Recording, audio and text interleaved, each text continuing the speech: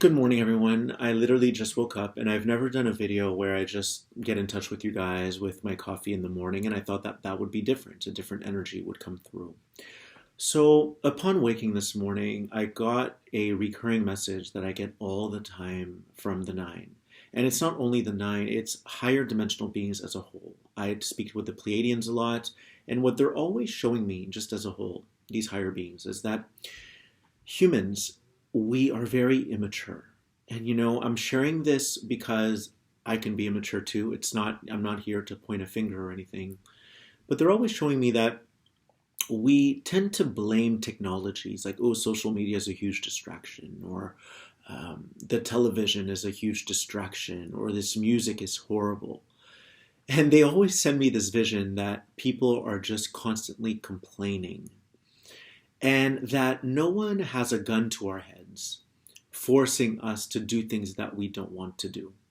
And they talk about this in regards to relationship, in regards to technologies, in regards to everything across the board.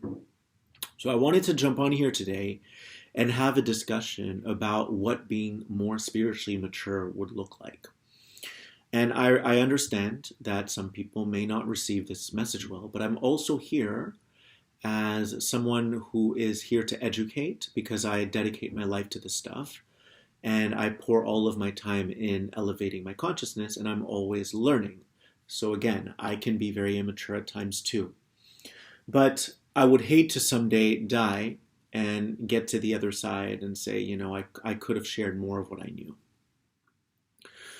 Sometimes we hold back, and a lot of channels will do that. They will hold back because they know that people don't yet have the wherewithal to be able to digest the information in a mature way.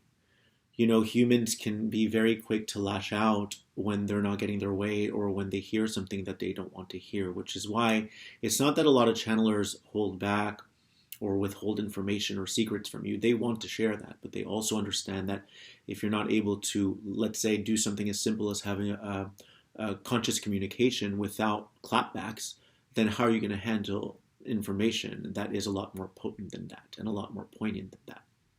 So I wanted to come on here and just share some of these little nuggets of truth. And of course, truth is relative. So if you don't resonate with the information, then that's fine. Just leave it. As humans, we tend to say things like, the iPhone is ruining society. And that is true from one viewpoint. It's true if you're operating within a viewpoint of having an expectation to have people show up in the way that you show up in the world.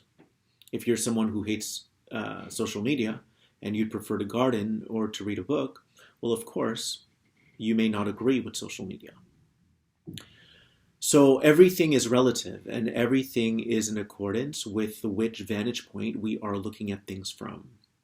And the reason I always validate every perspective is because there are infinite dimensions of thought.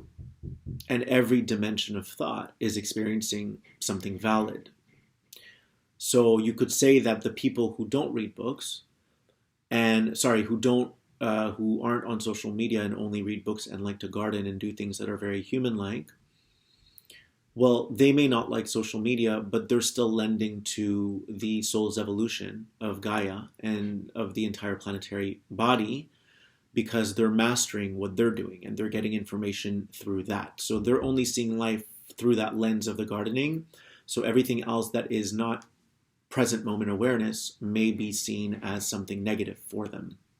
Unless they're multidimensional beings, then they would see beauty in everything. That some of us are starseeds that are sharing messages on social media. So I'm not defending social media. I'm just saying that my message today is, as humans, we tend to blame things all the time. Social media is ruining the world. These things are tools, just like money. A relationship could be a huge distraction too, or a job that you're not aligned with. It can be as much of a distraction as social media. It just depends on, are you using these tools or are you a tool to these tools? That's what it comes down to. Social media or relationships or narcissists. And I do want to bebop around here just because I don't want to limit it to social media, because I'm talking about every single thing in the world. You can say to me something like, this person's a narcissist, I'm in a relationship with a narcissist. What the guides are always showing me is that's just a human complaining. It's a human complaining about something that they're entrenching themselves in, and no one has a gun to their head saying you need to be in this relationship. But what we do is that our pain body and our traumas take over our entire systems, and we find ourselves in these situations. And then it's easier to play the victim and to point the finger at social media, to point the finger at narcissists, or to point the finger at all this if we don't want to account for being in that in the first place. So what the higher beings are always showing me is humans have a lot of growing up to do. And we do. We have a lot of growing up to do. We don't get our way. We feel a need to get spiteful or to get vindictive. That's not really maturity. All we need to do is walk away from things that don't feel good to us. It's as simple as that. And start synchronizing with things that really resonate with our soul. We make it rocket science, and it really isn't rocket science. It's a simple equation of 1 + 1 = I love myself. That's it. I love myself, and I'm going to do whatever is going to simplify my life. And that doesn't mean that your life is going to be boring. It means that you're going to stay in your lane. And humans really need to start working on maturing themselves within all life, under any umbrella of life. If someone is constantly bashing the president, then I'm just giving you guys an example, what the higher beings see, and this isn't about me right now because I'm not politically inclined at all. I don't even care about politics. I don't even get involved. I don't even watch television or the news. But what the nine are always showing me is that all they see is a child that was deeply, deeply traumatized through abuse or whatever. And now that they're seeing, let's say, the president be, really hard, or I don't know how to describe him because I don't watch him, but being very blunt and very in your face, that person is modeling whoever abused that person when they were young. Or whoever, and I'm not saying Trump is an abuser, I'm saying that whatever that person is holding as an energetic charge is being catalyzed by them, by the president, or by any situation in your life. It can be a movie that you hate. Well, no one's forcing you to watch it. That's the bottom line. So what the nine are always showing me is, from the top down, if you were to look at humans, we're like these children who are constantly throwing tantrums because we're not being given that lollipop that we want. And we want everything to be a lollipop. And unfortunately, that's never going to happen because this universe has been intricately designed for you to learn how to stay in your lane and master that. And stop interfering with other people's journeys so as to judge them. Because that's most of what we do, is we judge each other and we judge things. So from the overview, all we see, and I'm speaking as the nine now because I'm constantly in that space, what we see is we just see children who are throwing a fit because they're not getting what they want. So you can have someone who is, quote unquote, very mature and very educated and very versed in reading books, but it doesn't make them more mature if they're judging social media. And that's the point I'm trying to draw right now. It doesn't make them more mature if they're pointing fingers at social media. What it denotes is that they found what works for them, but they're still interfering with something that isn't meshing with them just so that they can play the victim or so that they can feel superior. It's a form of self-righteousness. And we do this all the time. All the time. So it's up to us to really start identifying when it is that we feel triggered and asking ourselves, can I maturely swim in this ocean right now because I'm not resonating with the water, but can I still swim in this ocean? All right, I want to have my coffee before it gets cold. Can I maturely and consciously swim within this ocean? If not, then I need to step back. I need to move away from it. I need to relocate. And if someone isn't able to appreciate the beauty of what social media is bringing, but also the ugliness, we want to appreciate both.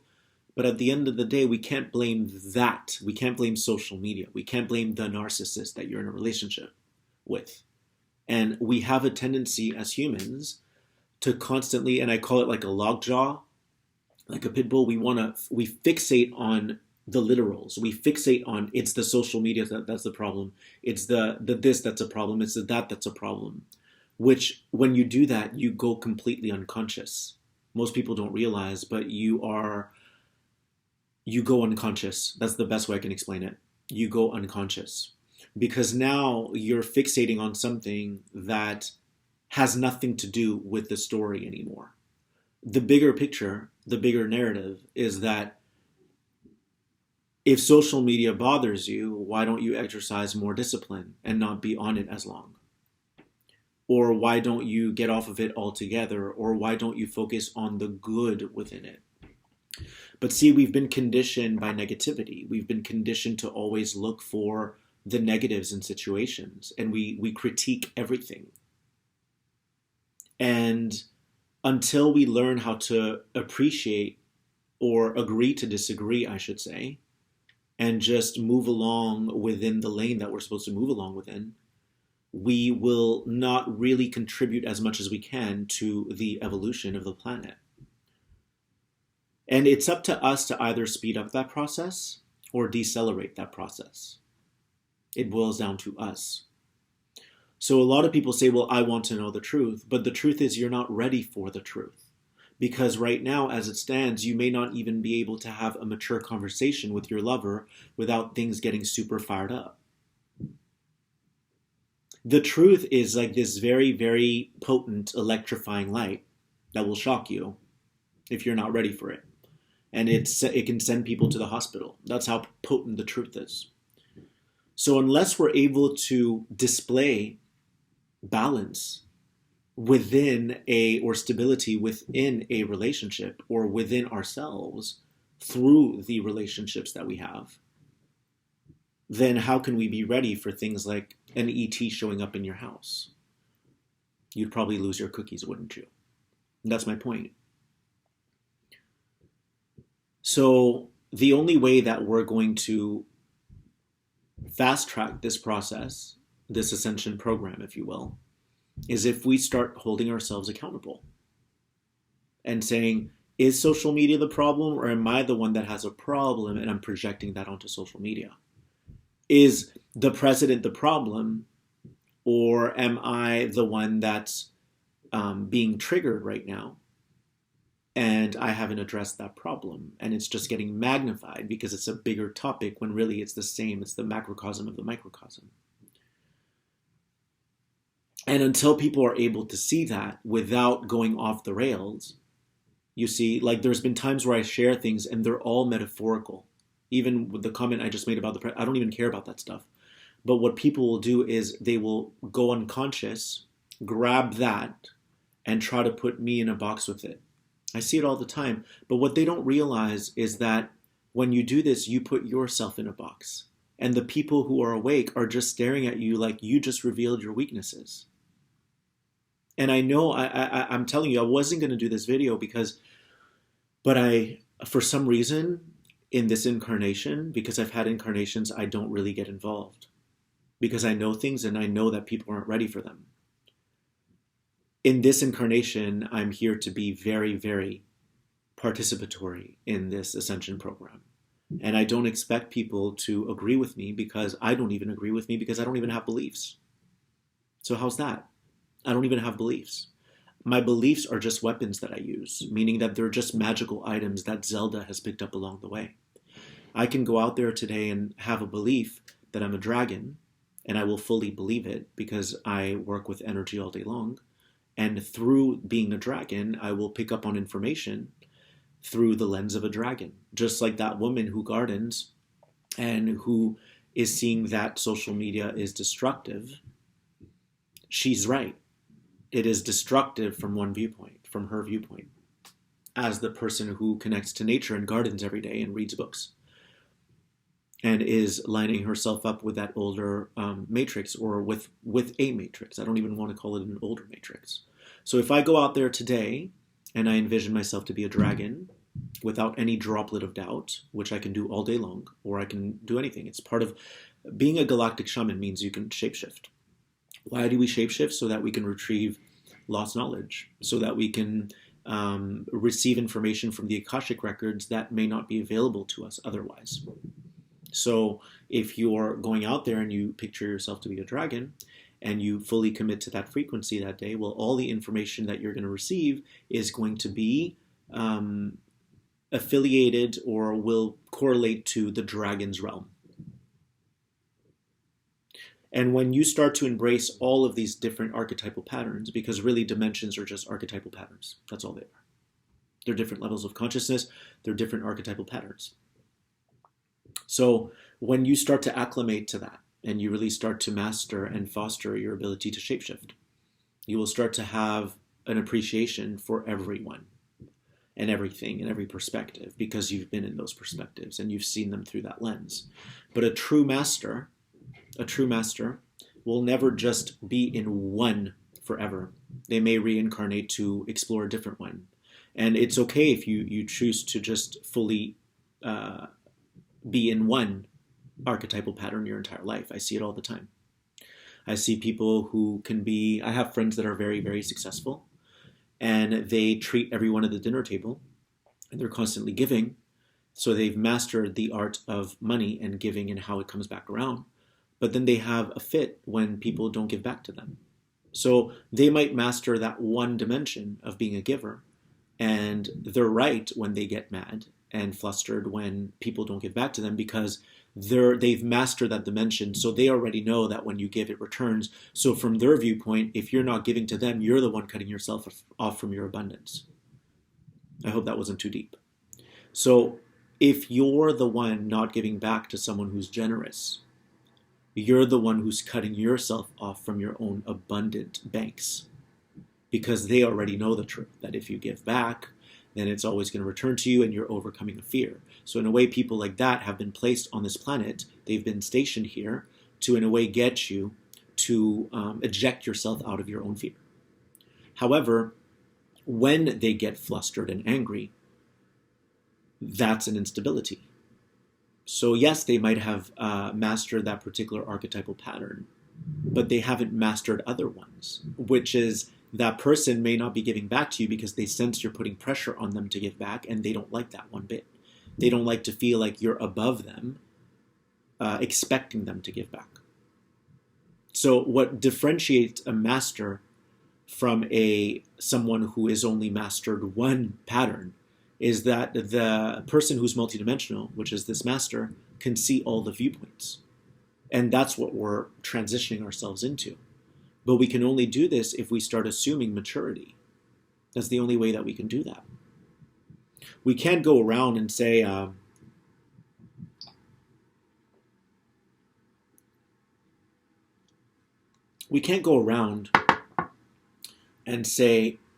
oh, the person I'm with is horribly toxic. You can. That's fine. And it's true from the viewpoint and through the power in which you've been operating at. That's true. You've been disempowering yourself by remaining in a toxic environment, so you're only going to manifest more of that. It's going to persist. But what the 9 and myself, because it's all of us and we are galactics, and I am a galactic who's incarnate at this time. What we see from the overview is that when someone says something like, I'm in this toxic relationship, well, why are you there then? It's that simple. Why are you there? That person that you're with may not be toxic to someone who might be a vibrational match to them. I'm going to repeat that. That person who's toxic may not be toxic to a person who's a vibrational match to them. So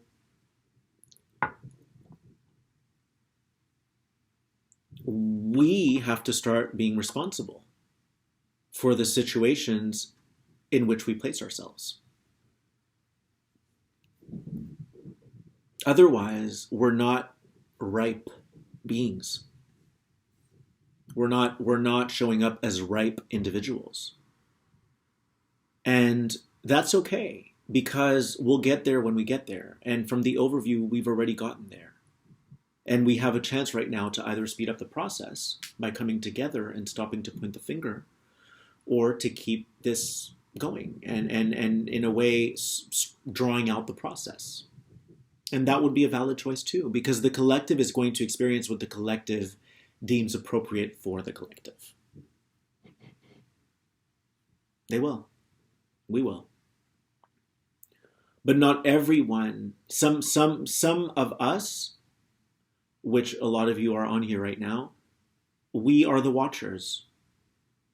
We see things. We see these things, that these particular behaviors that people exhibit, and we already know it's not serving you. You're banging your fists for no reason, because eventually you're going to have to get to that lesson. There's no way around these lessons, you guys. And that's my point here today. There's no way around these lessons at all. There's no bypassing. There's no looking for a shortcut. If there is a shortcut, it's opening up your heart and saying, am I displacing my anger right now onto social media and onto all these people? I'm sure, I mean, I've walked by so many elder individuals that didn't have the phones. And I see the judgment written all over their face when other people are on their phone. I see it. It's okay, I understand it. From their viewpoint, our ostriches are buried we're like ostriches with our heads buried in the phone. And to them, they equate that to an ostrich with a head buried in the sand. I get it. But I would love to tell them that while I'm looking at my phone, I'm making money. That's my job now. I wasn't in an office like you were from 9 to 5. That's just the truth. And the reason I say that is not in a way, in an egotistical way. It's in a truthful way, where they might only see you through their lens of you're just distracted by these games or by social media, when that's how you make a living. That's how you support you or your family. If they don't have that information, or if they don't have access to that perspective, they're going to judge you.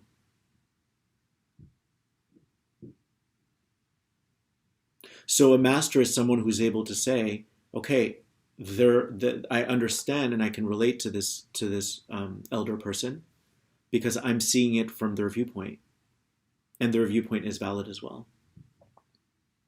It's valid. It's an accurate viewpoint. That these kids are losing their connection, that they're not interacting amongst each other. They don't have as many parties as they used to and get-togethers. But then the other viewpoint is maybe these kids are more authentic now, and they're doing exactly what they want to do. And maybe you are going to those parties because you were people-pleasing. And we've already cleared those programs. And we do what we want to do. So I believe me, I recognize that this message isn't easy. But it doesn't matter how old you are. You can be 80. It doesn't make you more wise. What makes someone wise is how many angles you see from above. Do you see all the angles? And are you able to observe them and examine them without judging them? And there are times where I will speak with conviction and I will speak my truths. And it may be perceived as egotistical because the person who's running that filter of, oh my God, well, who does he think he is? They're going to perceive me in that way. But I'm not going to feel what they're feeling because I don't have that program embedded in me. So whatever's projected onto me, I won't feel it because I've already cleared that program. Does that make sense? So we have to also start seeing when, rather than jumping the gun and judging someone, starting to appreciate conviction. And I'm not saying appreciate me. Yes, I speak my truth, but I appreciate you too when you do that. It's about us appreciating conviction as a whole. And I appreciate people who speak with conviction. Their tone of voice may bother me sometimes, or the way that they express themselves, but there's no denying that they're right. So I have to appreciate that at least they've aligned to their mission and they're spreading that knowledge. But see, what we face right now in society is that as more and more people awaken and they step into the shoes of truth and empowerment, they might start to be misperceived as cocky or, boasting or whatever, when in fact they're just sharing truth. But because other people around them might be running those filters, they're not going to see them through a clear lens. They're going to see them through a yellow lens, just like they might with the president, or just like they might with narcissist, or just like they might with this. Have you ever considered that the narcissist is just a piece of God that is who he is or who she is, and that because you're not getting your way with them, you keep finding yourself in the situation and then calling them a narcissist when all they're doing is being themselves? And to you, they may be apathetic or they may be completely disconnected, but to another person who might be the right fit, they would be lovely. So why is it that we keep trespassing ourselves into red zones when the universe is saying the way that you feel right now is an indicator that you need to move away from this because you're not strong enough to handle it right now? And the reason you're not strong enough to handle it right now is because you're obviously still judging it. When you are masterful, you can go to the hood and get along with everyone. When you are masterful, you can go and be in prestigious environments and get along with everyone. You're kind of like a chameleon, but it's not in a way where you're trying to please people. Is that you carry so much authority, but so much love in your heart that other people don't feel judged by you. So why would they have a reason to hurt you or judge you? They wouldn't, because you're not judging them. That's why most of us get along really well with strangers, because we know that we're not going to know them in 5 minutes from now. That's why. So we don't have that attachment. But with the people closest to us, we're overly entangled, overly intertwined, and we're like, oh, you don't see the real me. That stranger does. That's a child throwing a tantrum. Do you understand? So we have to start really maturing ourselves. And the higher dimensional beings are always showing me this. Every time that I see someone lashing out or something, and I recognize myself in them as well, because I was out of control until 2011, up until 2011. And my Kundalini awakening was a walk-in. That's what it was. Overnight, within a second, I changed completely, like a complete template rewrite. Overnight. Obviously, I had to clean my act up after that, but I was doing it from this new being that I was. And I did it so fast. It was like a quick turnaround. But that was what I would call a instantaneous awakening, an instantaneous walk-in when my Kundalini rose. And a walk-in does not always mean that another being is entering your system. It could just be that a higher aspect of who you are replaces the old, or superimposes itself within your structure, and the other one exits. It's kind of like a tag team, like in WrestleMania. Okay, cool. You did what you needed to do. You're a hot mess. I'm taking over now to clean up the mess. So, and then what's interesting is after you do all that, you bring that former person around again. Like, I think it was 2015, after years of being this newer intelligence or this newer consciousness, the Phil that took over the former Phil 2.0 that took over Phil 1.0's body, brought Phil 1.0 back in. And then they married each other. It was really cool. So you kind of become like a community of spirits, to be honest, when you're awake. You become the entire cosmos again, and you have your different aspects. You have your Pleiadian, your Sirian, all of this. It's pretty cool. It's like you're activating all those different archetypal patterns within you. You're a dragon, you're an Arcturian, you're a fairy, you're an angel, you're whatever you want to be, really. You get to decide. It's like a vibrational selection. You select which dimension would I like to occupy today. Or which dimension would I like to occupy the next 3 minutes? And then you move on to a different dimension and you master all of them. It's almost like every realm wants to make you prince or princess of that realm, but you have to prove yourself. Can you hang with the dragons? Can you hang with the wizards? Can you throw fireballs? So there was a point to this.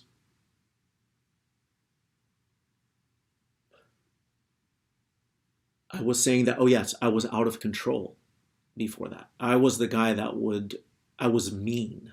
Like I was, for the longest time, so in 2008, I came out of the psych ward, right? Because I was institutionalized for bipolar, which wasn't bipolar. It was just that I smoked weed and all the veils came down and I saw everything you can imagine. So I've seen it all.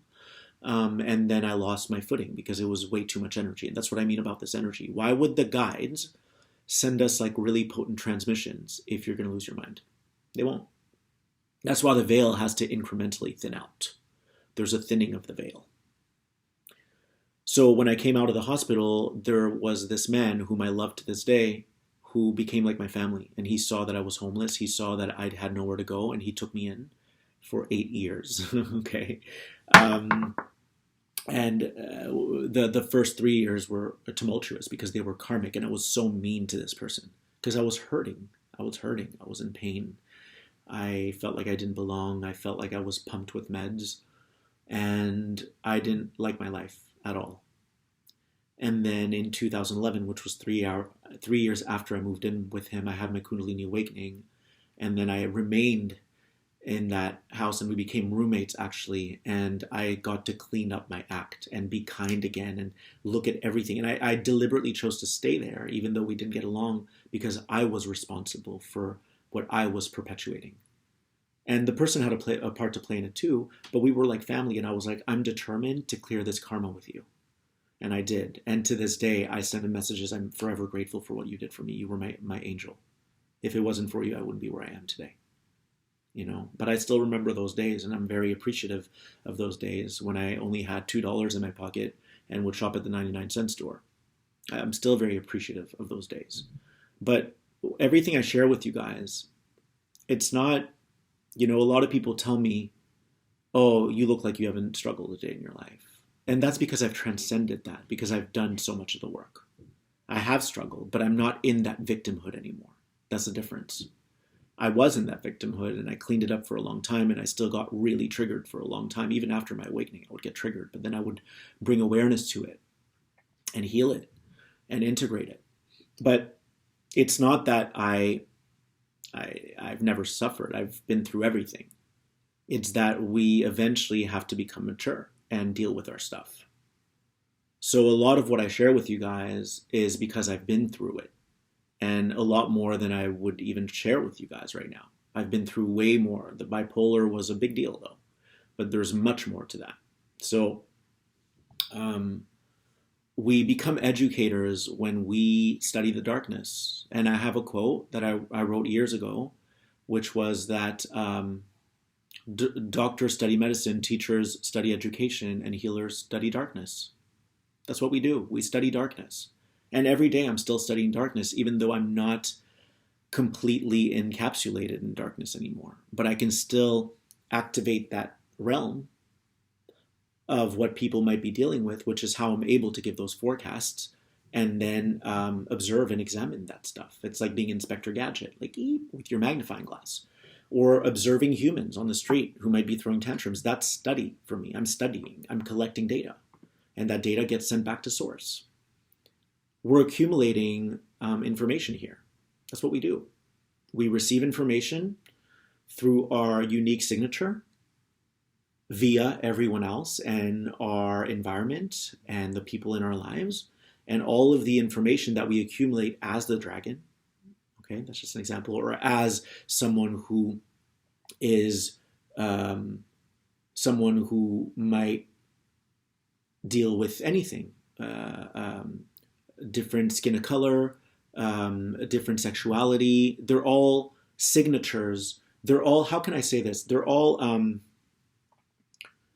we choose before we're born things, assignments, if you will.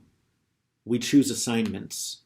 So you might choose, I'm going to lose my mind. I feel like I chose that. I'm going to lose my mind so that I can become psychically open and aware and eventually no longer believe the lies and no longer let my family or anything hold me back. I'm going to fight for what I believe to be true and what I saw when I was psychotic.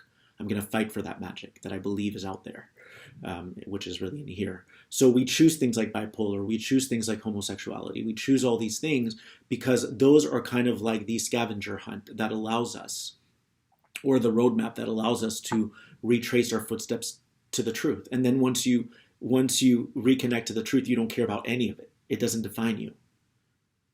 Right? That's why, yeah, I might not be interested in women, or I might have been bipolar, but I don't care about that stuff. Those are just little slices of the pizza that I am, it's a bigger deal. We're a soul inhabiting this body. It's never about the skin. It's never about the sexual. But these things, because I've had lifetimes where I was a black man and I was a slave, which is why I sang R&B in this life, because I was all about the acrobatics and the riffs and the runs. And I would get my pain out like that when I was in the hospital and so on. So the reason why we choose things is because, let's say that you have black skin, and let's say people still hold judgment towards you. Well, you're going to be triggered, or you're going to trigger other people, and through that you learn how to strengthen yourself. Just like being gay, you learn, like, you can feel other people's judgments, but you eventually realize that you're still judging them for judging you. And then you clean up your act and you realize, oh my God, everything, the skin of my color has been a gift, my sexuality has been a gift, all of these things have been a gift that have lent to my evolution. But they're not who I am, but they help me remember who I am. So my point is, if we want to become spiritual badasses, I like to call them spiritual savages, well, we have to start being mature. We can no longer point our finger at a device or blame a person. What are you doing there? If you're not strong enough to hang, then leave. It's that simple. And we overcomplicate our lives so much. We inflict so much pain upon ourselves that doesn't need to be there. Because we're so clasped. It's like we have we're white knuckling our reality. You know what white knuckling mean? It's like when you're holding your steering wheel so hard that your knuckles are white. So you're gripping onto your reality so tightly that you're not able to see the bigger picture. Oh, wow, I'm judging someone who's on their phone right now. Could it be that they're working? Could it be that maybe they're spreading a message of truth? Could it be that maybe I'm judging them and I need to look at that? Most people don't have those tools yet, which is why we're not ready to live until the age of 500. So let's say that elder woman is still judging you for being on your phone, and it's a very dense energy that she's still holding within her body and she never addressed it. Well, she's going to have to abort the mission and eventually come back in a body that's a little more hospitable or a little more conducive to her growth, which is why these children that are coming out nowadays that are being born are so brilliant. They can run circles around me, I know that, because they're rainbow children. They already know all this stuff. But they know this stuff because of us. They know this stuff because of them, whoever they were in a previous incarnation. And because of the overall density that's lightened, if you will, within planet Earth. So they're not entering an incarnation that's super heavy or as heavy as it used to be. It's still heavy, but it's not as heavy. And they have all this knowledge, which is really cool.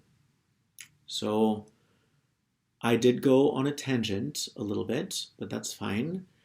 We need to start being more mature spiritually. If someone is on their phone too much, don't blame your phone. Discipline yourself. And for so long, we want people to take away our phones because we can't control ourselves. We can't exercise self-control, which is how we got here. Because we couldn't think for ourselves, and other beings took over and started puppeteering us. They're the puppet masters, but we can't blame them because we couldn't think for ourselves. We couldn't say, I want to be on my phone 2 hours instead of 5. We needed someone to hold our hand. Do you get the idea? Do you see how we really don't need to talk about history because it's here? If you cannot discipline yourself in life and you're still blaming other people for your creations, you're not in your power. And so someone else is going to take over because someone has to keep you afloat. So if we want to become sovereign, if we want to earn that badge of sovereignty, we have to start being accountable for our own lives. All right? I hope this helps. And I went 40 minutes, and I hope that you enjoyed it. I also thank you for subscribing. I thank you for commenting. The subscriptions help the algorithms on YouTube, so it helps my message get spread. So that means a lot to me. And that's about it, you guys. I will see you very soon, and I love you.